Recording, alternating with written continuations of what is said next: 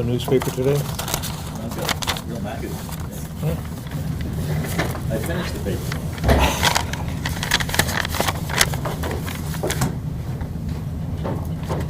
Very simple.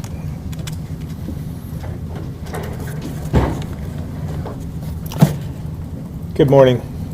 Before turning to today's topic, I want to take a moment to address the horrific shooting of 3 young Palestinian men in Burlington over the weekend.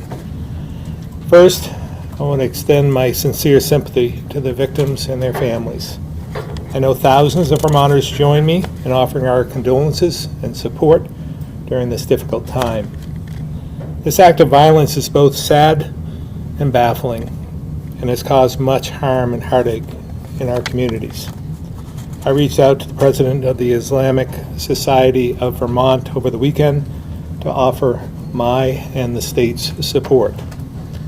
I also want to thank Mayor Weinberger, the Burlington Police Department, our federal partners, first responders, and medical professionals for their quick response to this despicable shooting.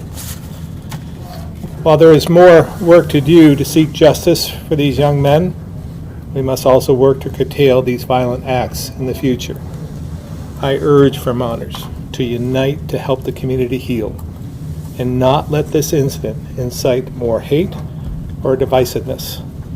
It's important we come together in these difficult times and put a stop to the violence we're seeing. Now on to today's topic.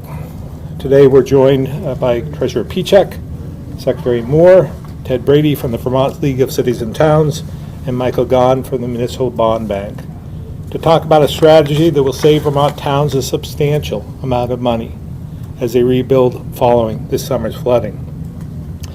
Treasurer Pichek will cover the details of the program and how it will work, but we know communities started repairing infrastructure immediately after the damage this summer and now have bills to pay. And as we saw after Irene, rebuilding can take years, and sometimes the reimbursements from FEMA take some time, but the repairs are needed immediately. This program will help towns get access to capital at a much lower rate to move projects forward and save taxpayers money. My team will continue to work with our local and federal partners to fill the gaps when needed, and I want to thank Treasurer Pichek and his team for working to identify and fill this need. So with that, I'll turn it over to Treasurer Pichek.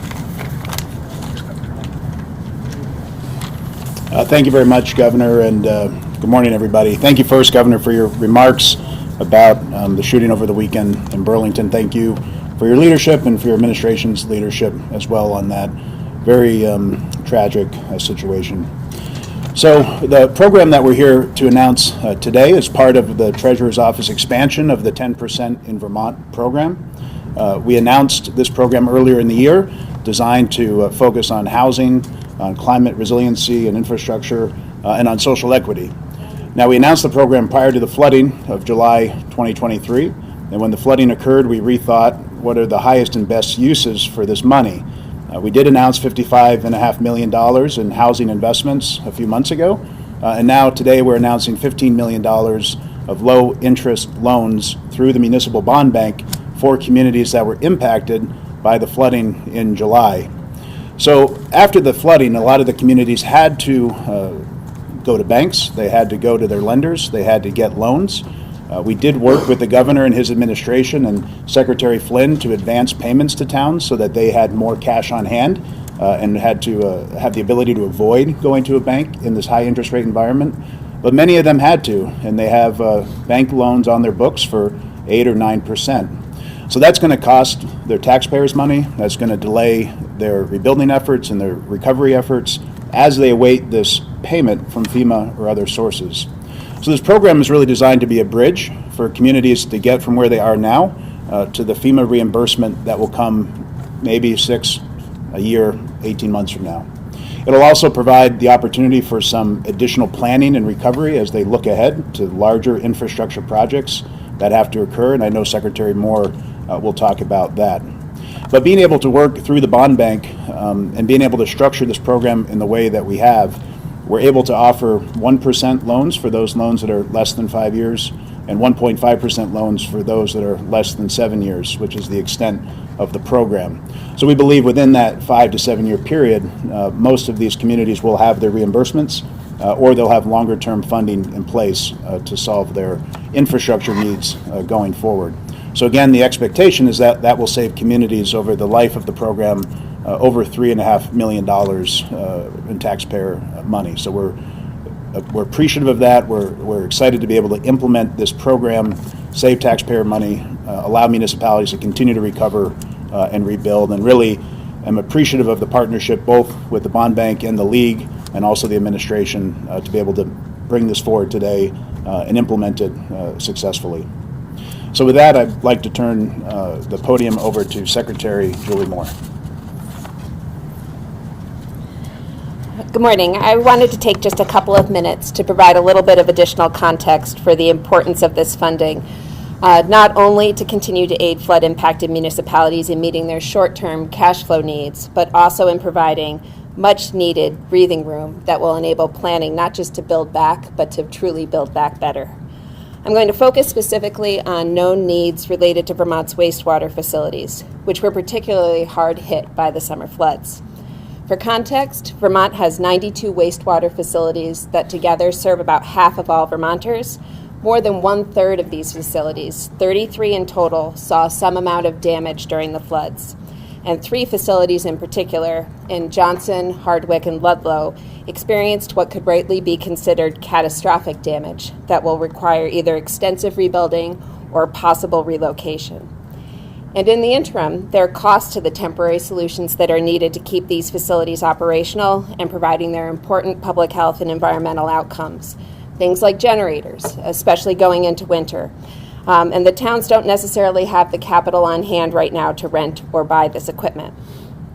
In addition, over the last 2 months, A&R partnered with 10 towns to complete camera inspections of sewer pipes in areas that were inundated by floodwaters. This work identified further immediate repairs that are also needed. And unfortunately, as with generators, these communities have little capital to make these repairs within their current year's budget.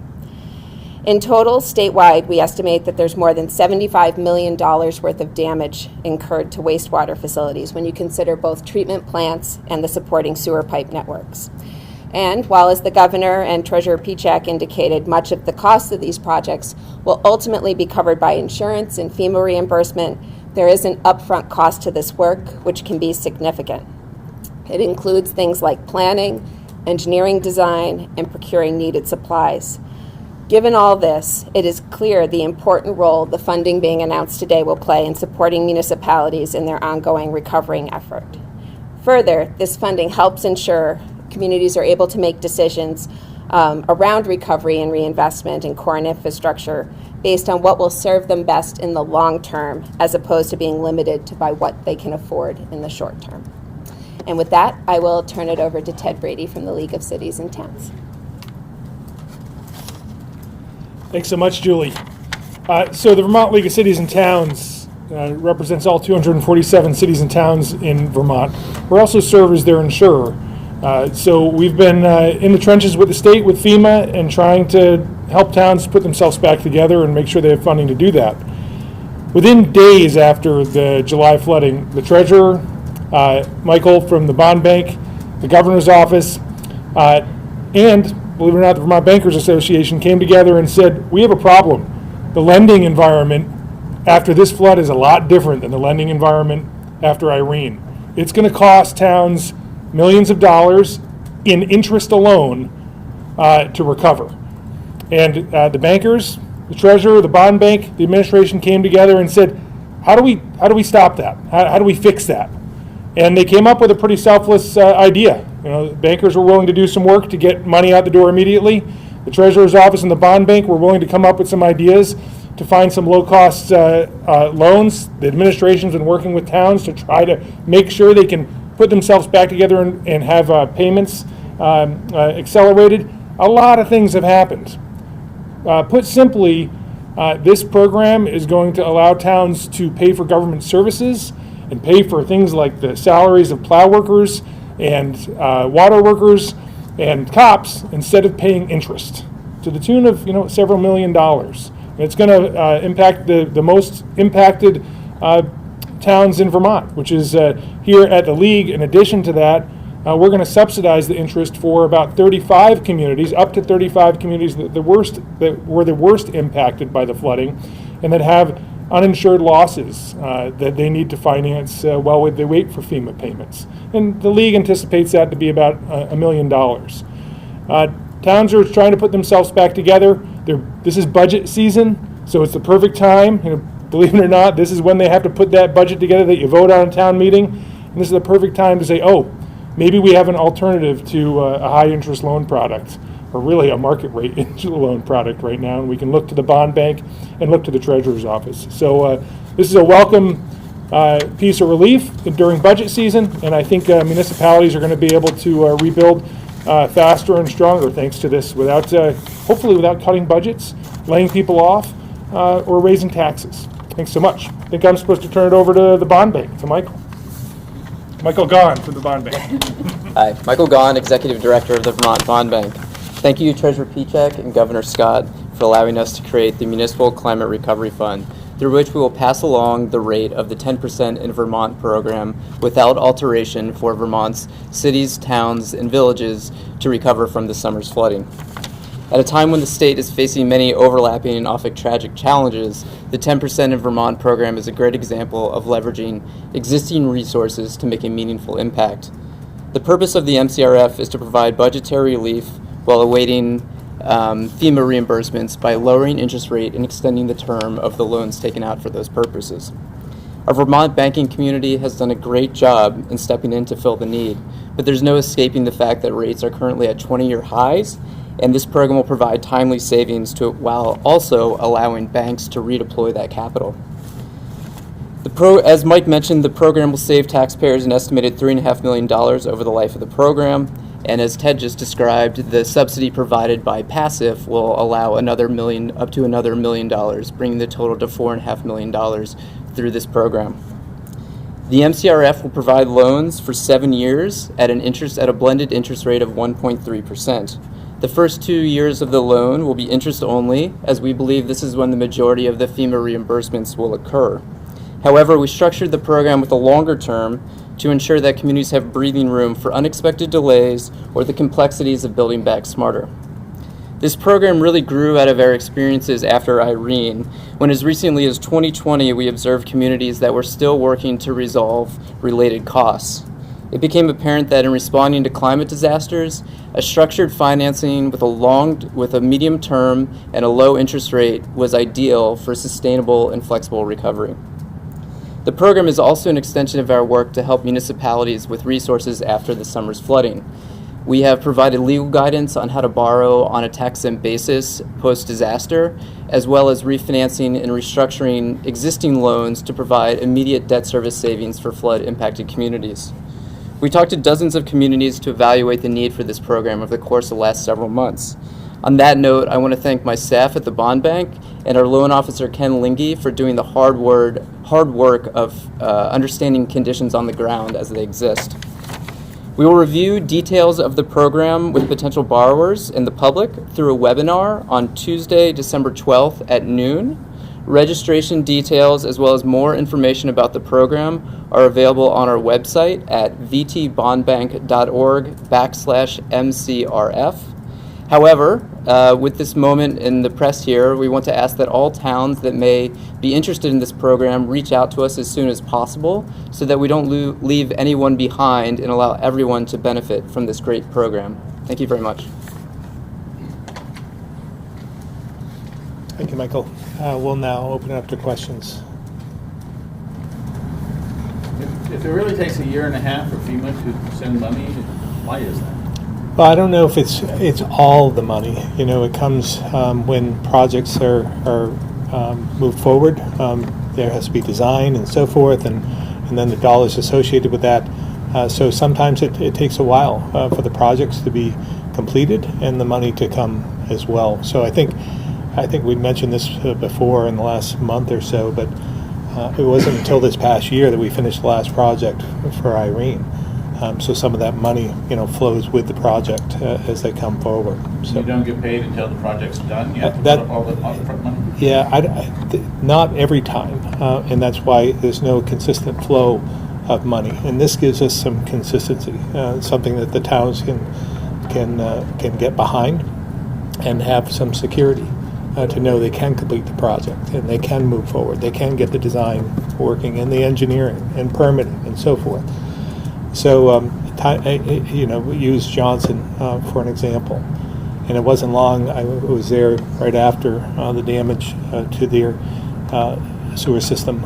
And they were just concerned about the ability to do anything because they didn't have the money. They didn't have the tax capacity. They didn't have anything.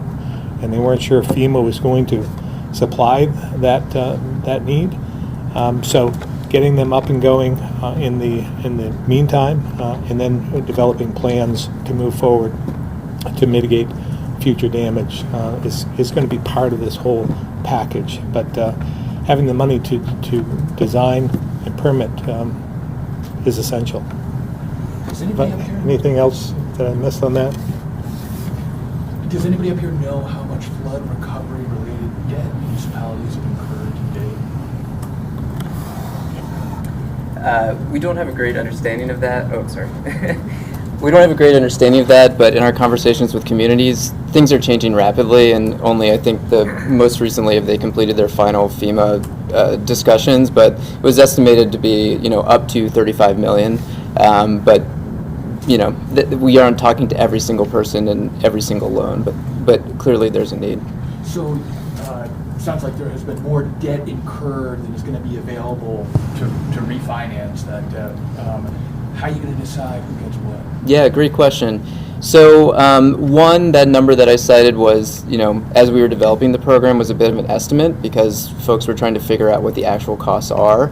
But to the extent we have oversubscription for the program, we'll use something we're calling a disaster impact ratio, where we will take the losses less insurance payouts plus own source revenue loss divided by their last year's budget to develop an understanding and help prioritize funding. But we're hopeful that this should provide enough for everybody, in particular because as we refinance loans from banks, the banks will then be able to turn around and relend while staying within their single name limits for individual borrowers.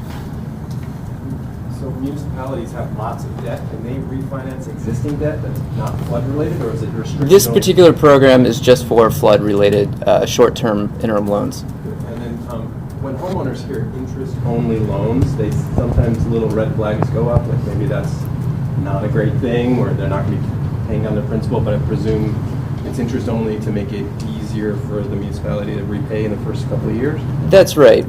In the first 2 years, as I mentioned, when we expect those FEMA reimbursements to occur. So rather than amortizing debt or paying down principal on loan amounts that will then be reimbursed by FEMA, we wanted to provide sufficient time to receive those reimbursements. But then after 2 years, starting in year 3, they would begin to pay down principal if it's not already paid off. And this is more a broader question about the program, so I don't know if Commissioner Pichek wants to answer it, but when you made the initial announcement about shifting the focus of the 10% to housing, I remember that that shifted some of those resources away from others who had been hoping they were going to maybe benefit from that program, like Burlington, as I recall, was considering and hoping to get funding for its McNeil District Energy Program. So can you speak to, in any way, who's the loser here if you're going to take this $15 million and steer it toward flood recovery? Yeah, so, we still have more money in the facility, within the 10% Vermont program to do additional lending. And we do view this program as being something that is shorter term, which is attractive to us. So there's more money available. There's hopefully more money available within the next couple of years from paybacks from this program. So I think for us, it's a matter of prioritization. We want to get to those energy projects. We want to be thinking about that. But we did want to prioritize housing flood-impacted communities like we're announcing today, and housing as it relates to those that were flooded out as well. We did amend our focus a bit on the housing front to incorporate communities that were impacted by the flooding and to set aside money specific for rebuilding individuals that were impacted by the flood, and VHFA is executing on that. So can you think of any other projects in the state that are not going to get funded because of this shift in focus to housing and flood recovery, or is it just too broad? So, when we put out a request for applications, we had about 85 million available, and I believe in total we had like $250 million of ask if you looked at everyone that had asked for in the application. So clearly we won't be able to fund all of those projects at once. Some of the projects aren't great for this source of capital either. We need it to be very low risk. The bond bank is backing up this money. Municipalities are a good entity to lend to, and there's also the state intercept, so we sort of have three different levels of security here. So risk is a big factor for us when we prioritize, as is the impacts that we're trying to make. This will certainly have an impact on climate resiliency as well going forward. So it does hit that climate resiliency goal that we articulated. It's just not the kind of projects at this moment that we expected to fund from the energy field. But we're working on that, and we're trying to think about ways to get funding to those projects as well. I think I understood the $3.5 million in savings, but I don't think I understood the additional million that gets us to 4.5 total. Can you just recap that real quick? Absolutely. So there are 35 communities in Vermont that had losses that exceeded their insurance. We're their insurer, the Vermont League of Cities and Towns. So these are towns that in flood zones, their insurance caps out at a certain dollar figure. They might have had a building damaged, some piece of property damaged. Those 35 towns are eligible to apply for an interest subsidy down to 0%. So the Vermont League of Cities and Towns, our passive insurance program, will actually cover the difference between that 1.3% and 0% for the life of that loan. So those 35 communities will be eligible for not having to pay any interest. They'll have to pay the loan back, but they won't have to pay any interest back. Ted, you mentioned earlier, without this money, people would either see reductions in service, cuts, or rising taxes. Can you speak a little bit more about physically, like what Vermonters would feel and see if it were not for this money? Yeah, sure. Well, I think you don't need to look much past the Capital District to see two towns that are really struggling to make their budgets. You look at Montpelier and you look at Barry. Those are Barry City, two real close examples of cities that have to put their budgets together. They might not have sales tax revenue coming in. They've had to abate property taxes. In addition to that, they've had to invest a little money in rebuilding roads, bridges, and a few $1 million worth of public buildings that they've had to put money back into. Those communities, when they go to budget season, they have to look at their revenues, they have to look at what they need to spend, and one of those line items in most budgets is interest, debt, the cost of debt. And this is going to reduce the cost of debt so that they can put more of that money in those other places. When you go to town meeting and vote on your budget, you'll see that, the debt line, and this allows that line to be smaller so those budgets can account for other aspects of running a town, so they don't need to raise taxes or cut services. Governor, you said you offered your support, your state support to the Islamic Society of Vermont. I'm wondering if you could talk a little bit about what you think that support ought to look like. Well, again, I just want to reassure, it was Dr. Ali.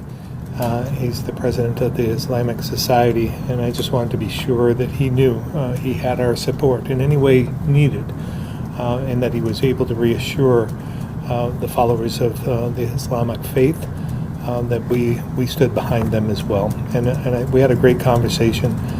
He was going to do everything. I think we have the same mission.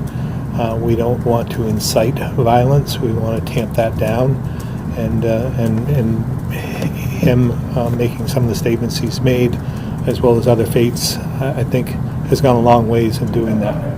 What do you foresee in the near future as concrete actions on your part that you hope will advance the goals that you mentioned of ending violence and preventing this from becoming a flashpoint for something you don't want to see? Yeah, well, again, it's all individual as well. Different groups can have a direct impact on this, but us as individuals can. The whole mode of trying to be more respectful, more civil, more understanding, I think goes a long way, and that's a groundswell. Groundswell, middle out, top down. We need all those approaches in order to create a more sensible civilization, and I know that that doesn't answer all that we have, and there are extremists that we have to deal with, and some of that will become the responsibility of us and our VIC, being able to Vermont Information Center, Intelligence Center, to find those flashpoints, to be able to track where there is going to be an ember that could explode. And so we'll continue to do that work, step that up as much as we can. But we need everyone just to come together in this moment to be better human beings. Based on the evidence you've seen, the briefings that you've got, do you think that this is an alleged crime that would qualify for a hate crime enhancement? I think that I'll leave that to the courts and the prosecutor, defense, and so forth. But I think the state's attorney, Sarah George, said it right. Whether it's a hate crime or not, it was a hateful act, and I think that was the right thought. There's a high bar for a hate crime, and I know the president, the White House, Homeland Security have all, and the U.S. attorneys as well, have all said that they will be there to help if need be, but that's for them to determine. Have you thought about inquiring to Sarah George's office whether a psych eval has been ordered, should be ordered? Any thoughts about that? I think that's a strategy both the defense and the prosecutor will probably work out amongst themselves, but I wouldn't be surprised, but that's something that is in their court. Have you had any conversations with your Commissioner of Public Safety about the viability or merits of some sort of action on law enforcement's part to, I don't know, enhance surveillance of Yeah, we have, and we have since some of the violence began a month or so ago, and reached out to all the organizations involved to make sure that if they needed help, they wanted more assistance, they wanted more of a presence, that we're there for them. So I know, I don't know if it was the commissioner, but law enforcement, BSP, the colonel, and so forth, they've reached out individually to them to offer assistance if needed. And has that resulted in any increased patrols or activity by state police that we wouldn't have seen otherwise? That I don't. I'm sure that it has, but I don't know, Dan, do you have anything you can offer to this? I mean, we can get back to you on this as well, but Dan Beatsy, I'm the Deputy Commissioner of Public Safety.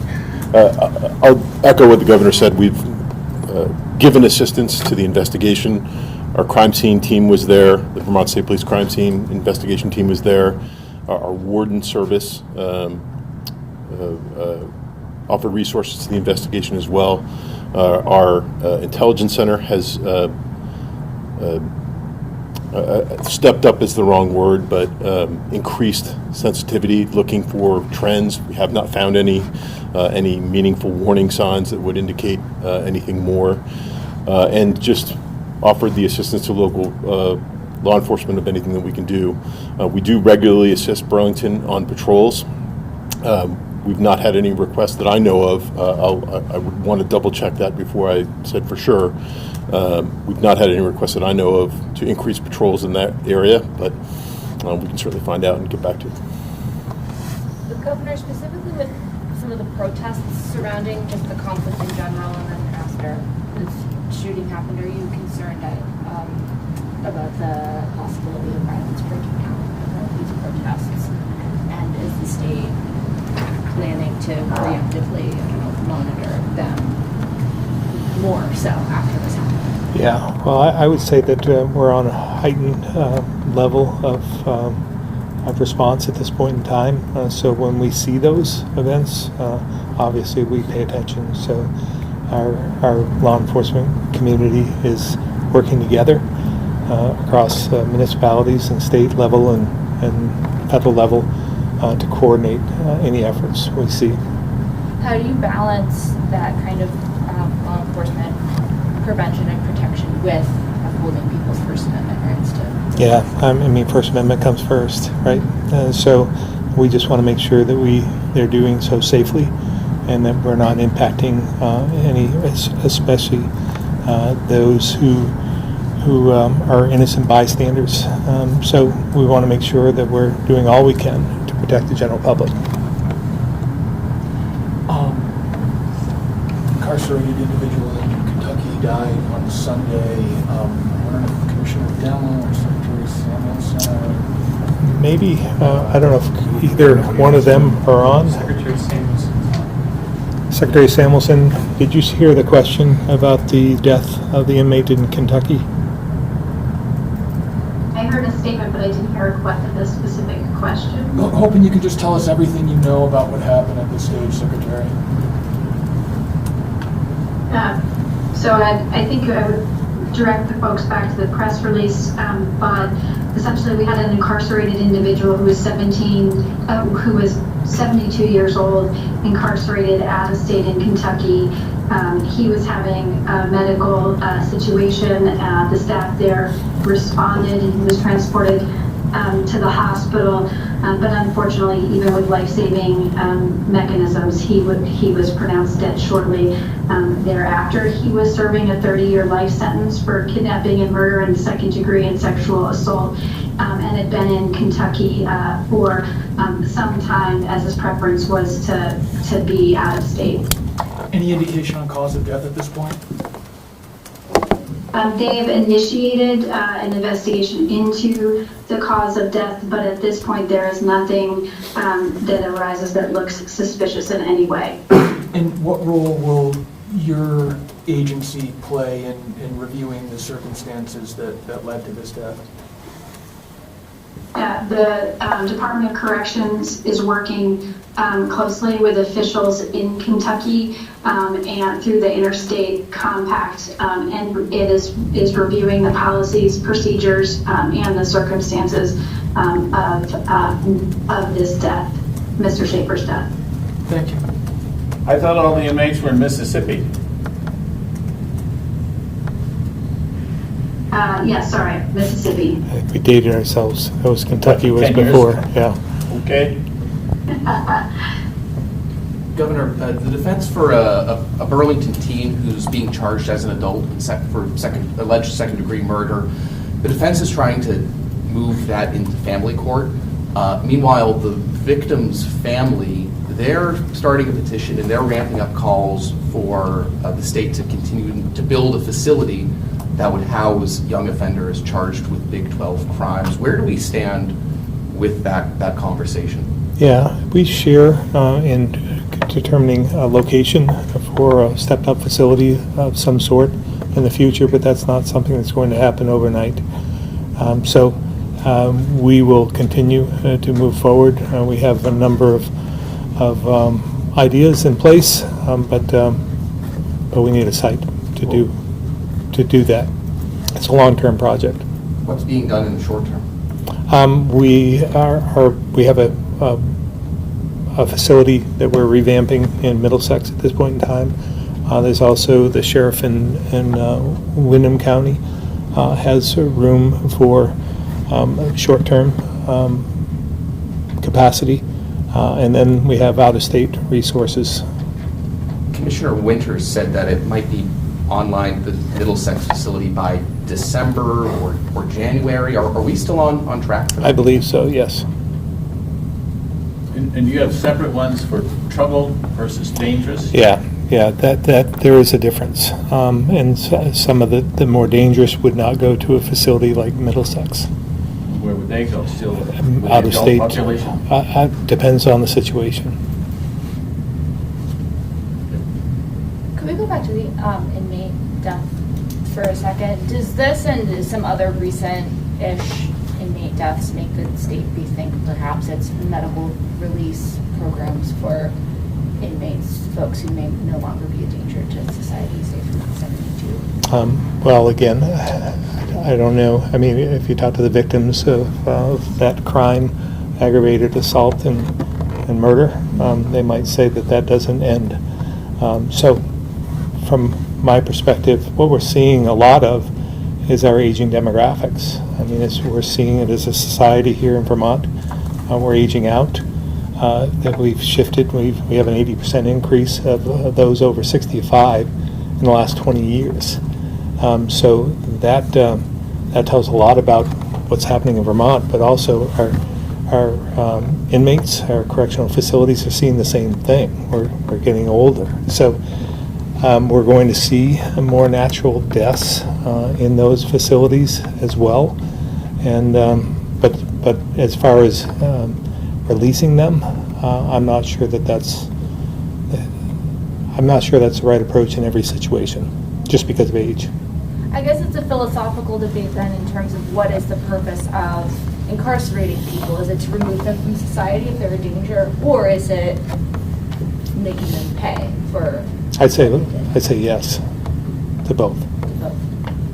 To go back a couple of weeks ago, when you talked about the housing crisis, you said you were gathering all the principal players together to try to come up with and move forward with something that works for everybody. Do you have an update on that? I don't have any update at this point in time. There was a rock slide on Interstate 91. Vermont has seemed to be scraping all the potential sites for slides. Is this one that was missed or scraped and didn't work? I'm not sure. Maybe Secretary Flynn can answer this, but we have over the last few decades have seen a lot of slides in Vermont in some of these locations. It depends on what type of rock is there and the angles of the veins in the material itself. So, Secretary Flynn, anything on this one? Thank you. That was a fairly major rock slide. We have the interstate down to one lane in that area.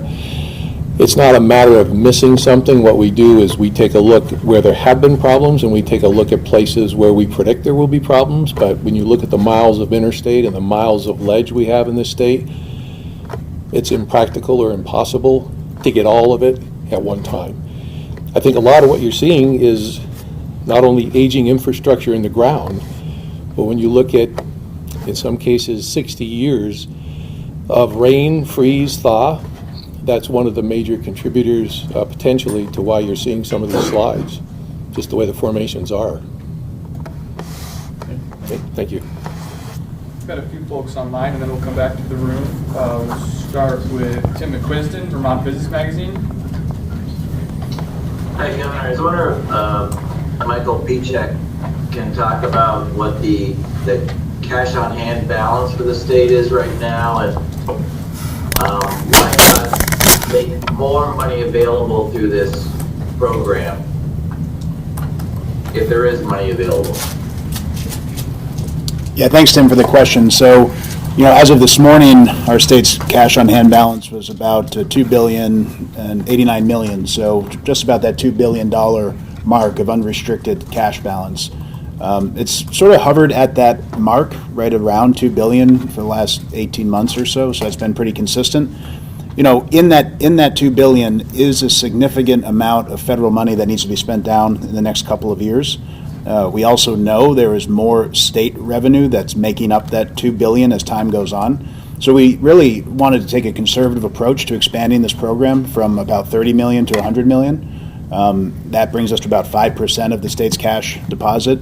We'll meet again as an office, as a committee in early January and decide whether we're comfortable increasing that again or not.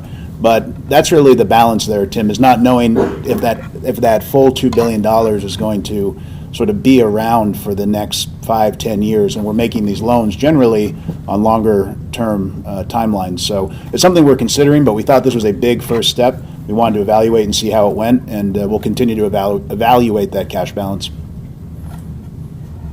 Some of the questions today have been on cost shifting, some of that money that was available. Will that factor in at all when you reevaluate in January whether some of these other programs need money that maybe didn't get it because of the flooding and the subsequent impact of that?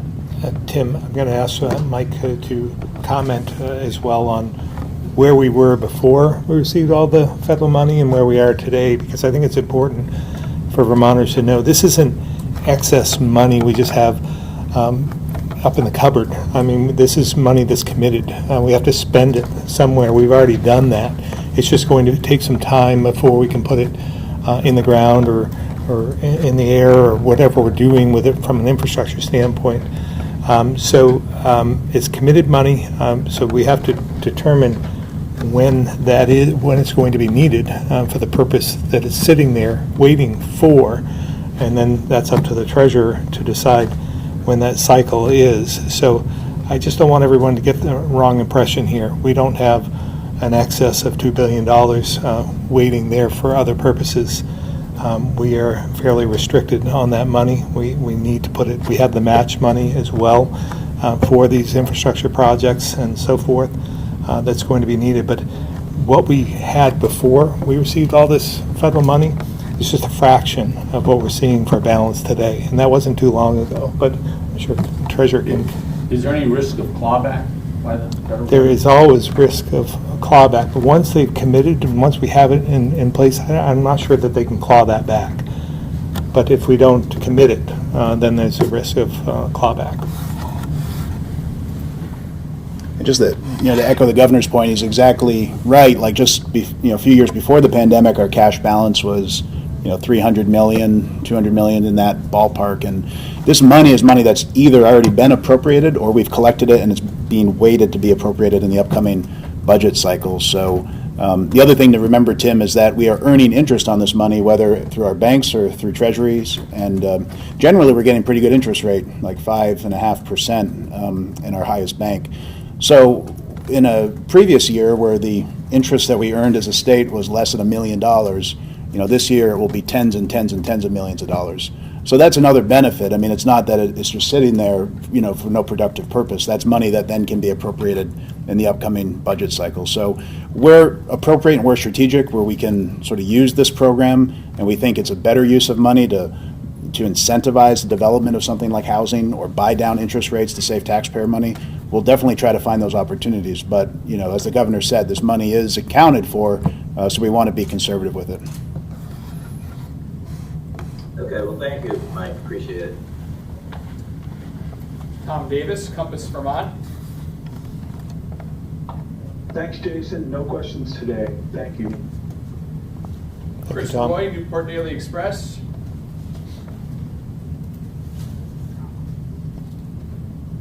All right, we'll go back to the room. Governor, later today, there's going to be a coalition of environmental organizations that are going to be highlighting upcoming changes to the renewable energy standard. And I understand the administration's been involved with this work as well during this working group. What does that work look like from your perspective? Well, thankfully, I have the expert here in the room. Secretary Moore, is there anything you can offer? I don't know here? if Commissioner Tierney's on the line. We It's can actually have both of you on. Commissioner Tierney, anything you want to add to this or even begin? Governor, I think there are two observations I can make. One, there were two exercises performed this summer looking at the renewable energy standard. One of them was the one that has been alluded to in this question, and the other is the work that the Department of Public Service undertook on its own initiative, and we've released that report. It is on the website of the Department of Public Service, and it's worth having a look because there is a lot of very good data showing what Vermonters would like to see in their renewable energy portfolio and their consumption of energy and the like. the work that the legislature has been doing has been driven by the legislature. I believe the committee chair is Senator Bray. The Department of Public Service has provided some support for that work as required, principally administrative. And to my knowledge, the work has come in on time, but in terms of characterizing the report, I really think it is best to defer to Senator Bray and his colleagues on the committee. I don't know if Secretary Moore would add anything to that. No, I think that was a good summary. Question back on the demographic crisis, so to speak. VSAC still sends scholarship money with students to out-of-state colleges, as I understand it. One of the few states that do that.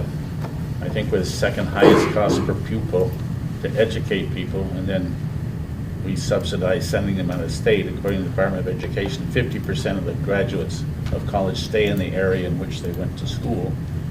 So aren't we, if all that is true, isn't that something that might be changed? Yeah, well, obviously we're hoping that we can get those students back to come home at some point. We find that time and time again. They might be away for a while, but eventually they come back.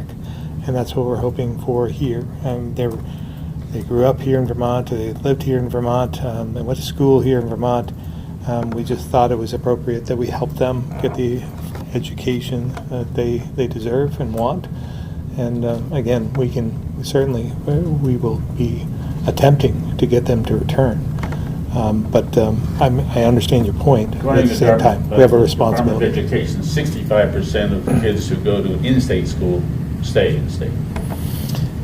Yeah, I'm not sure that there's a direct correlation there, but there could be. I think some of these students, if you didn't offer them assistance with tuition, would leave anyhow and go to school somewhere else.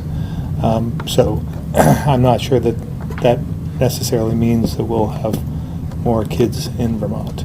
But it's the same goal. We need to attract more people into the state. It has to be affordable, and we have to make sure that we're doing everything we can to create the housing and all the other infrastructure we need to get them here.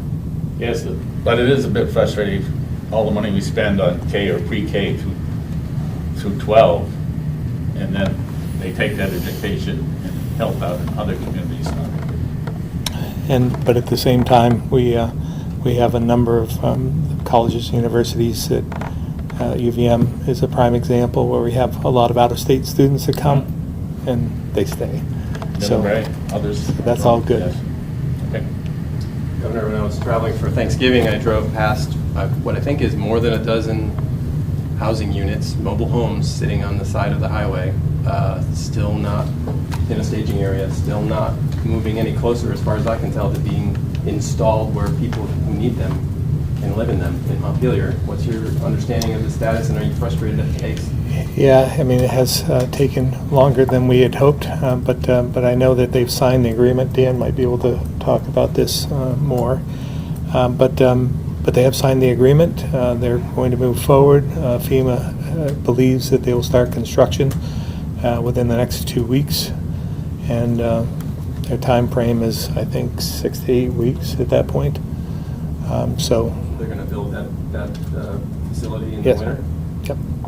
You're someone who's moved dirt around in the winter in Vermont. That's not the time you really want to be constructing anything. Well, it can be done. It just is usually a little bit slower and a little more, and quite a bit more expensive, but they're footing the tab for this, and so I'm sure they've worked in cold climate before. They have contractors that do this type of thing all over the country, and so that they're well aware of the situation they're getting themselves in, as I've been told, because I asked the same question. Okay. And last question from me is, I spoke to the General Services Agency the other day about the federal building downtown, and they cannot even assure, I think, the state or the city that they're going to be able to reopen that building. There are so many problems from the flood, from the heating systems, electrical systems. So Montpelier residents wondering when their post office is going back in the federal building are being told we're not sure it is. What's your That's a prominent building in downtown. Yeah, it certainly is, and I think Montpelier needs a post office in their downtown. We have reached out to them, the GSA, and offered any state resources we can. There are some buildings that we think could work for them, but at this point in time, they haven't been interested, or the post office hasn't been interested in what we've had to offer, but we'll continue to make those offers. So as it stands now, do you know if they've got a site and a plan to move forward to open a temporary space? I have not heard probably any more than you have. What has the state offered for facilities? We have some buildings in Montpelier that might help facilitate a post office, and we've offered to show them some of those and see if there's something we can do to work together on that. But again, there hasn't been any interest in going any further than that. Have they at least looked at them with you? They haven't even taken a tour of existing buildings in Montpelier with the state to see No. if those are agreeable to them? No, we've done so just by communication, and the response was they have no interest at this point. The federal delegation has blasted the leadership of the Postal Service for its lack of communication with the state and with the local governments. Do you agree with that criticism? Yeah, well, I would think that they would be doing everything they can to find a temporary solution, which I think we could offer, or even a more permanent solution, which we might be able to offer as well. What about the other occupants of that building? Like, aren't there USDA folks in there? There are many, FHWA, I think is in there, Federal Highway, and others. Yeah, they've been displaced as well. I don't know where they are, to be honest with you, but they've been displaced. And when you, like, is the state working directly with the Postal Service or with GSA? Our reach out was just to the GSA. Okay. And it wasn't something they requested. I just said to our Secretary of Administration, why don't we reach out to them and see if there's any interest, because we know the need, and I think we can get creative and find a solution. But they had some back and forth conversations, and in the end, they went to GSA went to the post office, who makes the ultimate decision, and they said they had no interest in moving. Did the state offer space for the other folks in that building too, or just the? Have not. I mean, Okay. it was just the post office we were talking about at that point, right? Governor, the ultimate softball question. Good. We'll see. Poll this morning, you have an 84% approval rating, first in the nation among governors. And I guess my real question is, none of us in this room have ever been the most popular governor in the nation. And I wonder, what does that feel like? To you, what does that feel like? Yeah, I keep saying this, but it's like just a snapshot in time, a small number of people being polled, and they come up with this, and it can go the other way just as quickly as it went out. So I don't take too much stock in it. Thanks.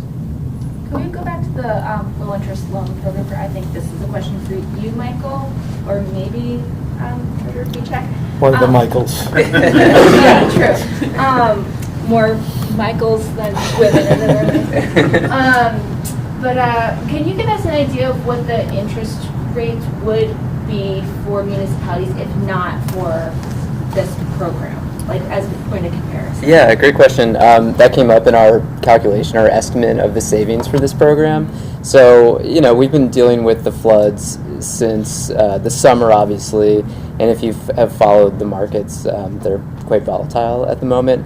But we estimate that rate, and it depends. Some have found our guidance or otherwise found guidance on how to do their short-term borrowing on a tax-exempt basis, which will lower the rate.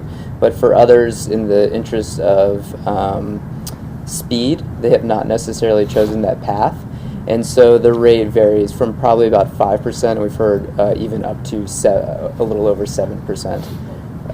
So very, very significant in this environment. So this is a tremendous win for Vermont's municipalities.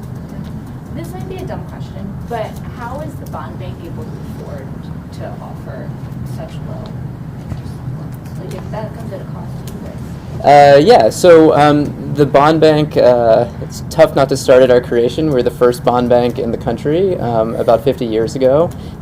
We call ourselves the best kept secret in the state. But in all of our loan programs, we don't take a spread.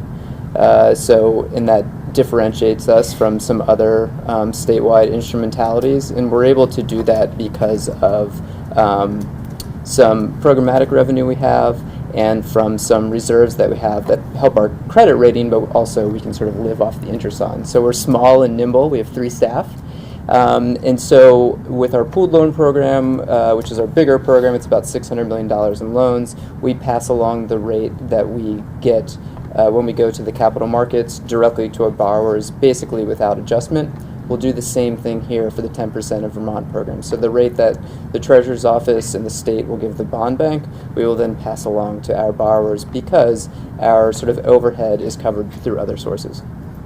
And the credit risk is low, I should also mention. For the most part, these are going to be tax-backed loans from Vermont's municipalities, and clearly the bond bank believes in the future of all the municipalities in the state. Is the state going to offer really small towns that may not have staff members? Is the state going to offer any sort of resources for folks to be able to navigate this and apply and all of that? We have offered resources in terms of some of those small communities that don't have anyone to move forward with any of their projects. So we have offered that, and we put $3 million aside for that. But in this particular case, with this project, I'm not sure it's going to take a lot. It seems as though calling one of the mics might get that done. I really don't think it's a complicated process. No, we're going to make the application as simple as possible. And actually, in particular, the Addison County communities, those are the ones that I think that we're not used to necessarily doing short-term borrowing, and we don't have a pre-existing relationship with, in some cases, communities like Ripton. And so in this form, we'd ask that they reach out to us. We will walk them through the process and make it as simple as possible.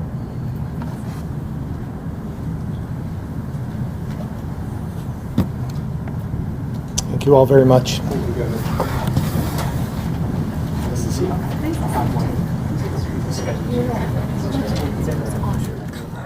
No.